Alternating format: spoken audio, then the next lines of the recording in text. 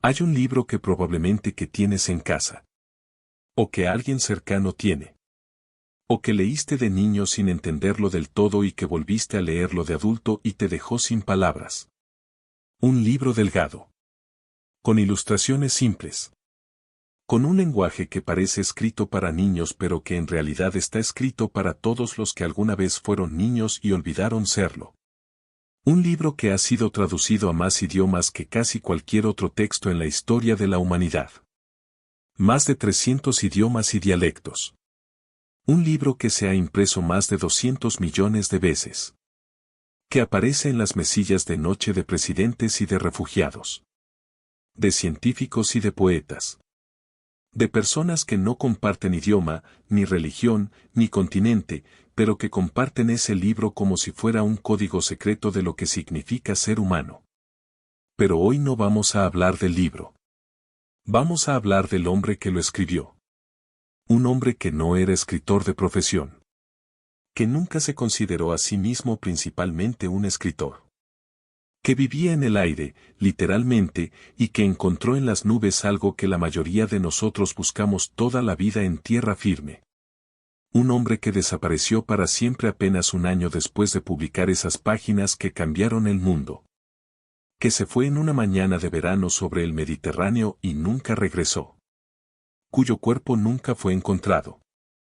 Cuya muerte nunca fue completamente explicada. ¿Quién era ese hombre? ¿Por qué voló cuando todo el mundo le decía que no lo hiciera?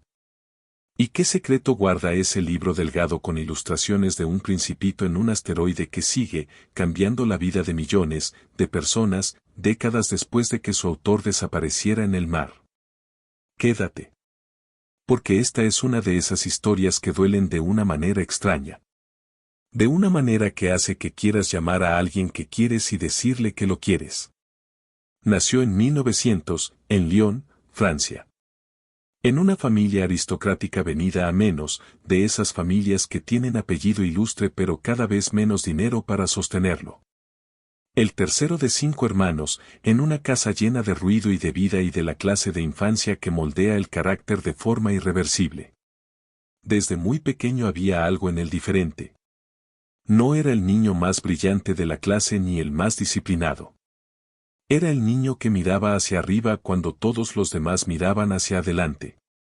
El que se quedaba parado en el patio contemplando el cielo con una concentración que sus maestros interpretaban como distracción y que en realidad era todo lo contrario. Tenía 12 años cuando subió por primera vez a un avión. Era 1912, la aviación tenía apenas 9 años de existencia. Los aviones de esa época eran estructuras de madera y tela que temblaban con el viento, que olían a aceite y a gasolina, que hacían un ruido que era más cercano al rugido de una bestia herida que al sonido de una máquina. Subirse a uno de ellos requería una mezcla de valentía e inconsciencia que muy poca gente estaba dispuesta a asumir. El niño de 12 años subió sin dudarlo. Y cuando el avión despegó y Lyon se convirtió en un mapa de tejados y ríos y campos verdes bajo sus pies, algo se fijó en él para siempre. Una certeza. Una vocación.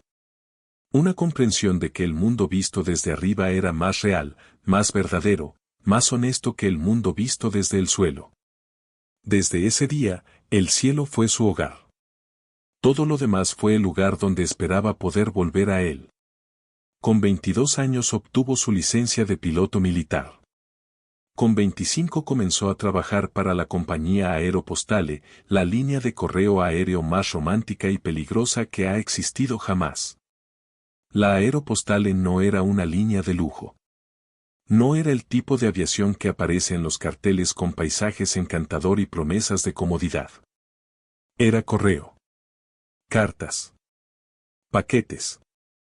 La correspondencia de personas que vivían en lugares donde el correo ordinario tardaba semanas en llegar, si llegaba. Y las rutas que volaban sus pilotos atravesaban algunos de los terrenos más hostiles del planeta. El Sahara. Los Andes. El Atlántico Sur. Rutas donde si el motor fallaba, si el tiempo empeoraba, si te desorientabas, aunque fuera por unos minutos, podías morir solo en un desierto o ahogarte en un océano sin que nadie supiera exactamente dónde buscar. Nuestro aviador voló esas rutas durante años. África Occidental, Patagonia, desiertos y ciudades que en los mapas de la época eran solo puntos en medio de la nada, pero que para él eran escalas familiares. Lugares donde conocía el olor del viento y la forma de las nubes y los trucos que el horizonte jugaba con la luz al atardecer. Era un piloto excepcional en el sentido más importante, no el más técnicamente impecable, sino el más intrépido. El que volaba cuando otros se quedaban en tierra. El que encontraba el camino cuando el camino no existía. El que aterrizaba en pistas improvisadas en las que cualquier otro habría dado media vuelta.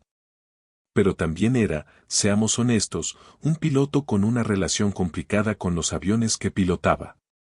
Los destrozaba. Eso es la verdad sin adornos. Tuvo accidentes en Libia, en Guatemala, en el desierto, frente a las costas de Nueva York. Hubo momentos en que sus superiores se preguntaban en voz baja si ese hombre era un genio de la aviación o una catástrofe ambulante con alas. Y probablemente era ambas cosas a la vez, que es como suelen ser los verdaderos genios en cualquier campo. Pero de todos sus accidentes, hay uno que hay que contar en detalle. Porque sin ese accidente, el libro que cambia vidas no existiría. Es el 30 de diciembre de 1935. Nuestro aviador y su navegante, André Prévost, despegan desde París con un objetivo ambicioso, batir el récord de tiempo de vuelo de París a Saigón, en la Indochina francesa. Un premio de 150.000 francos espera al que lo consiga. El avión es un Caudron Simon, matrícula FANRY, pequeño y rápido, pero no exactamente diseñado para vuelos de resistencia extrema. Llevan 19 horas y 38 minutos en el aire cuando algo sale mal. La oscuridad. La fatiga. Un error de navegación de esos que son imposibles de reconstruir exactamente, después porque la persona que lo cometió, estaba operando en los límites del agotamiento humano. El avión toca tierra de golpe en la parte libia del Sahara, en medio de la nada más absoluta. Ambos sobreviven al impacto. Físicamente están enteros, con moretones y cortes menores. Pero están en el Sahara. Sin comunicación. Sin saber exactamente dónde están. Con una temperatura diurna que en esa época del año puede superar los 45 grados. Y con lo que quedaba de su comida, unas uvas, 2 naranjas y una pequeña ración de vino. El primer día caminan buscando señales de vida. No encuentran nada. El segundo día el sol ya empieza a hacer su trabajo. La deshidratación en el desierto no es como la deshidratación en un lugar normal. Es exponencial. Es violenta. El cuerpo empieza a apagarse de formas que la mente intenta negar. El tercer día llegan las alucinaciones. Ven lagos que no existen. Escuchan voces que no hay nadie para pronunciar. El horizonte se llena de imágenes que oscilan entre lo hermoso y lo aterrador, entre visiones de agua fresca y apariciones de figuras que se acercan y se alejan sin nunca llegar del todo. Nuestro aviador escribe después que en esas alucinaciones del desierto vio cosas que no podía explicar racionalmente. Que en el delirio de la sed extrema la mente hace algo extraordinario, despoja a la realidad de todo lo superficial y te muestra solo lo que importa de verdad. La gente que amas. Las cosas que todavía quieres decir. Las preguntas que has ido dejando para después y que de repente, cuando el después puede no existir, se vuelven urgentes. Al cuarto día, cuando ya estaban tan deshidratados que habían dejado de sudar, cuando sus labios eran ya costras de sal y su visión era un túnel borroso de luz y arena, apareció en el horizonte una figura en un camello. Un beduino. Los encontró. Los llevó a un campamento. Les dio agua. Les salvó la vida. Nuestro aviador tardó semanas en recuperarse físicamente. Pero algo en él no se recuperó del todo. Algo había quedado en esa arena, o quizás algo había llegado de ella. Una comprensión nueva de la fragilidad del tiempo. Una urgencia de decir lo que todavía no había dicho. Una historia que empezaba a tomar forma en algún rincón de su mente, sobre un piloto que se estrella en un desierto y encuentra a un niño extraño que viene de muy lejos. Cuando llegó la Segunda Guerra Mundial, nuestro aviador tenía 40 años. Para los estándares de la aviación militar de combate de 1939, 40 años era una edad considerable. Los pilotos de guerra eran hombres de 20, 25 años. Cuerpos jóvenes con reflejos rápidos y corazones que todavía no habían aprendido completamente lo que era el miedo. Él lo sabía. Sus superiores lo sabían. Y aún así insistió. Insistió con la testarudez tranquila de alguien que no está pidiendo un favor sino reclamando un derecho. El derecho de volar. El derecho de ser útil en el momento en que su país más lo necesitaba. No importaba que su cuerpo tardara más en recuperarse de cada misión. No importaba que los aviones modernos tuvieran una cabina diseñada para cuerpos más jóvenes que le producía un dolor físico real después de horas de vuelo. Fue asignado a misiones de reconocimiento fotográfico, las más solitarias y en cierta manera las más valientes de la guerra. Sin armamento. Sin escolta. Solo él, su avión, y la tarea de sobrevolar posiciones enemigas a gran altitud y regresar con fotografías que otros usarían para planificar operaciones que él no vería ejecutar. Sus compañeros lo recuerdan como alguien que en tierra era distraído, que se olvidaba de reuniones, que llegaba tarde con la cabeza en otro sitio. Pero que en el aire se transformaba. Que en la cabina de un avión era una persona diferente, concentrada, serena, capaz de tomar decisiones en fracciones de segundo con una calma que parecía sobrenatural. Pero retrocedamos un momento. Porque entre el accidente del Sahara de 1935 y la guerra, ocurrió algo que el mundo todavía no ha terminado de asimilar. Nuestro aviador escribió un libro. No era su primer libro. Había publicado antes. Había escrito sobre sus experiencias volando el correo, sobre la filosofía que se aprende cuando tu oficina está a 10.000 metros de altura y el error puede costar la vida.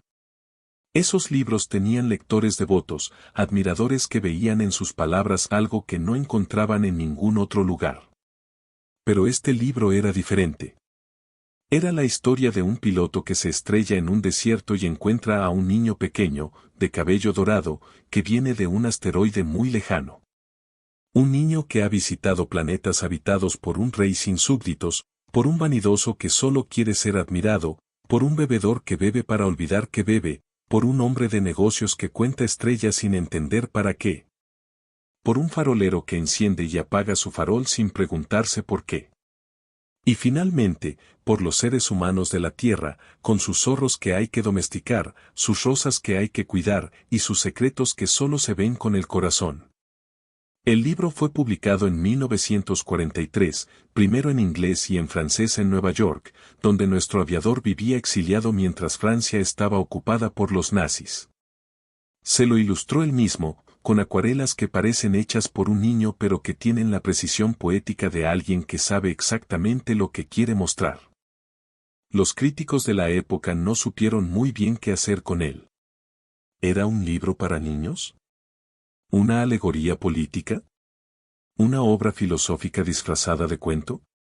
La respuesta, que el tiempo se encargó de dar con una contundencia que silencia cualquier debate, es que era todas esas cosas a la vez. Y ninguna de ellas completamente. Era simplemente uno de esos libros que llegan cuando los necesitas. ¿Qué dicen lo que no sabías y que necesitabas escuchar? Que te cambian sin que puedas explicar exactamente cómo ni en qué. Es el libro no religioso más leído de la historia, superado en número de impresiones solo por la Biblia y el Corán. ¿Por qué ese libro en particular? ¿Qué tiene esa historia de un principito y un aviador perdido en el desierto que atraviesa todas las barreras de idioma y cultura y edad y experiencia humana? Quizás porque habla de lo único universal, la soledad. El amor. La pérdida. Y la certeza de que las cosas que realmente importan no se pueden ver con los ojos. Nuestro aviador publicó el libro en 1943. Tenía 43 años. Era un hombre cansado, con el cuerpo marcado por años de accidentes y guerras, con los dolores propios de quien ha pasado décadas haciendo algo para lo que el cuerpo humano no está diseñado. Pero con algo en los ojos que sus contemporáneos describían como una especie de luz perpetua. Como si él viera algo que los demás no veían. Un año después, despegó para no regresar. Es el 31 de julio de 1944. La guerra está llegando a su fase final en Europa. Los aliados han desembarcado en Normandía menos de 2 meses antes. Francia está a punto de ser liberada, aunque todavía nadie sabe exactamente cuándo ni a qué costo. Desde una base aérea en Córcega, a las 8:45 de la mañana, despega un Lightning P-38 de reconocimiento. Sin armamento. Sin escolta. Con una autonomía de 6 horas de vuelo.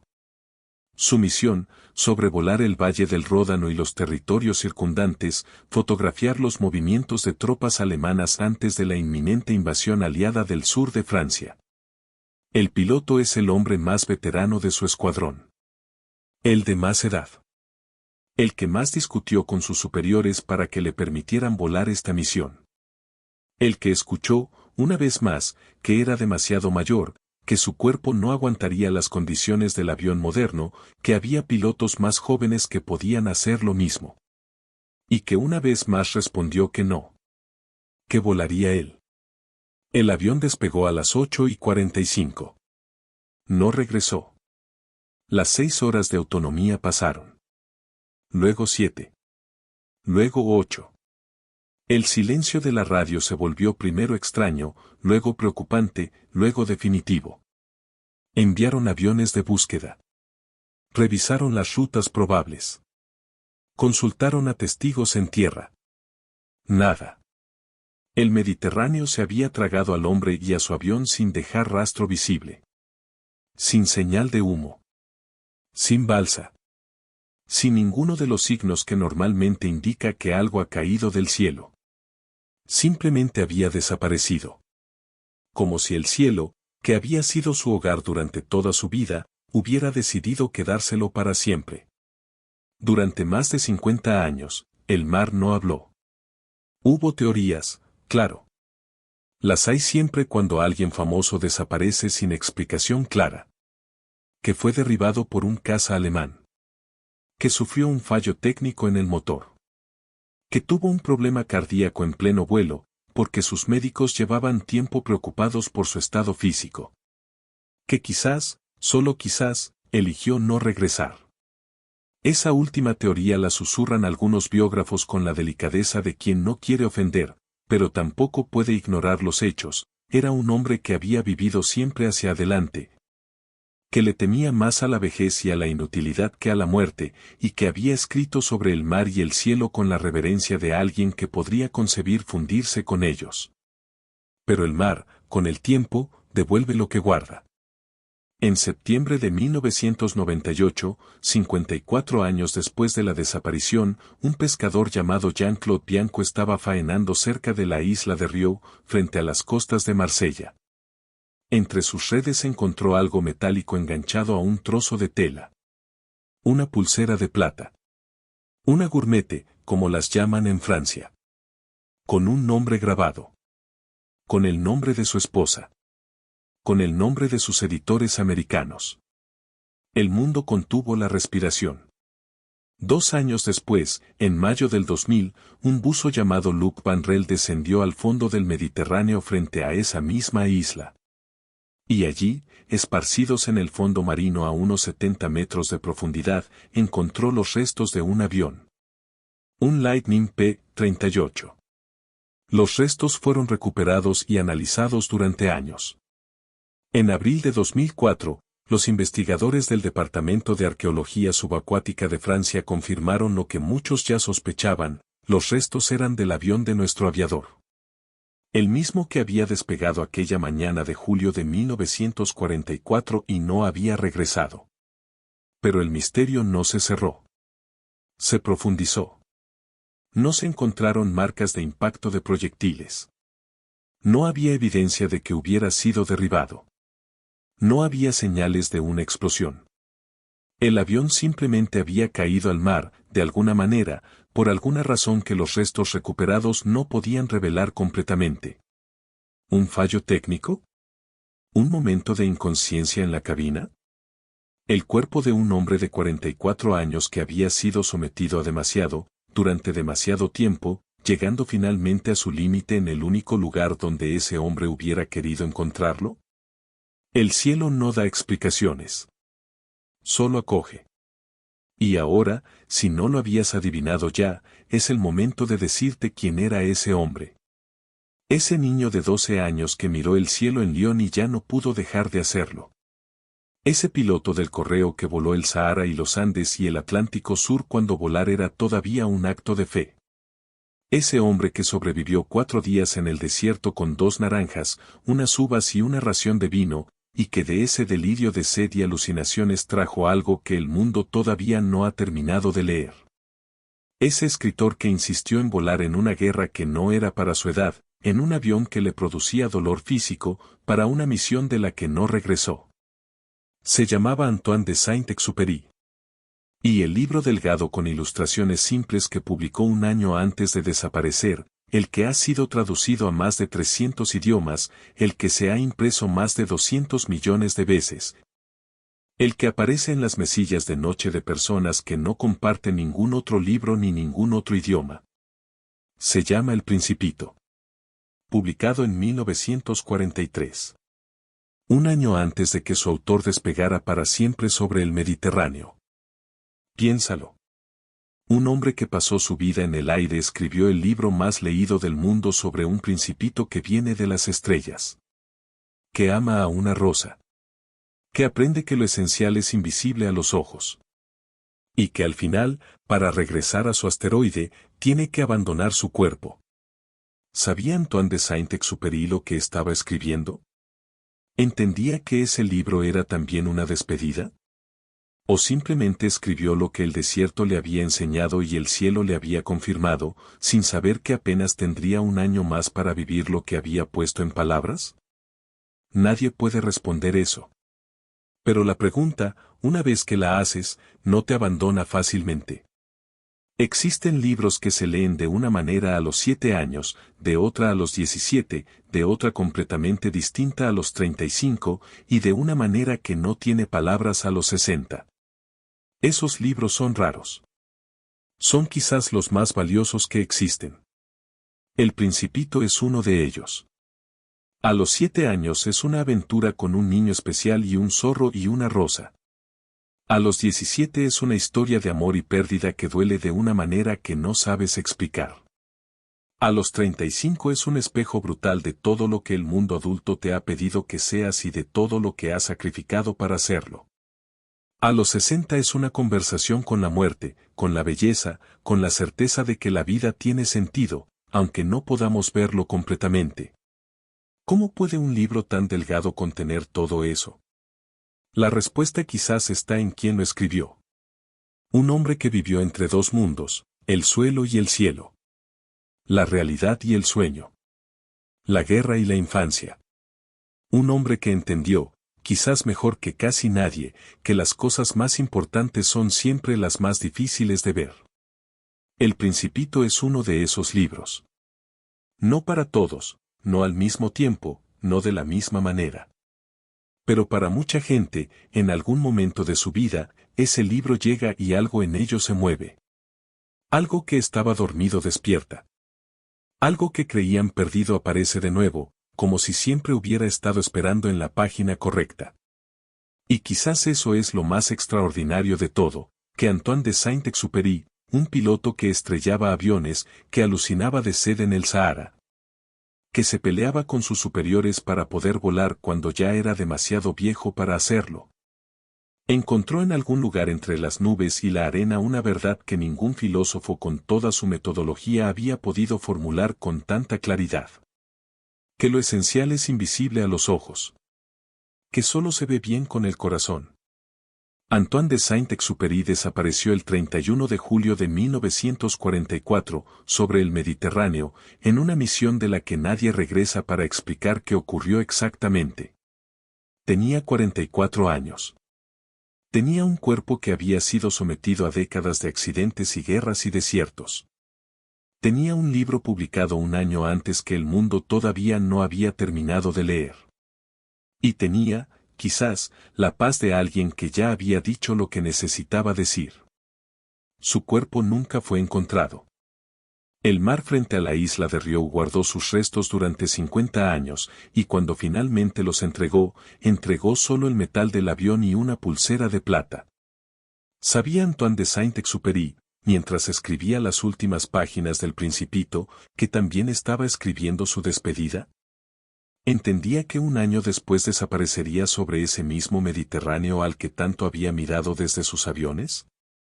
¿O simplemente escribió lo que vivió y el destino, con su crueldad y su poesía habituales, se encargó de hacer que el libro y la vida del hombre que lo escribió formaran una historia completa? No lo sé. Nadie lo sabe. Pero esta noche, si tienes ese libro en algún lugar de tu casa, quizás vale la pena sacarlo. Abrirlo en cualquier página. Y leerlo como si fuera la primera vez. Si esta historia te tocó, si en algún momento mientras escuchabas pensaste en alguien, en algo, en algún libro que te cambió en algún momento de tu vida, entonces ya sabes lo que tienes que hacer. Déjame en los comentarios, ¿a qué edad leíste El Principito por primera vez? ¿Y qué frase de ese libro se quedó contigo? Porque me parece que cada persona lleva una frase diferente, y eso dice algo muy hermoso sobre lo que somos. Suscríbete al canal. Activa la campanita. Porque en Historiador de lo Insólito exploramos las sombras de nuestro pasado en todo el mundo. Los enigmas que el tiempo intentó borrar. Las crónicas que desafían nuestra lógica. Y a veces, como hoy, las historias que duelen de una manera extraña. De una manera buena. La historia no siempre es lo que nos contaron. A veces es lo que un hombre escribió en el desierto y le regaló al mundo antes de desaparecer en el mar.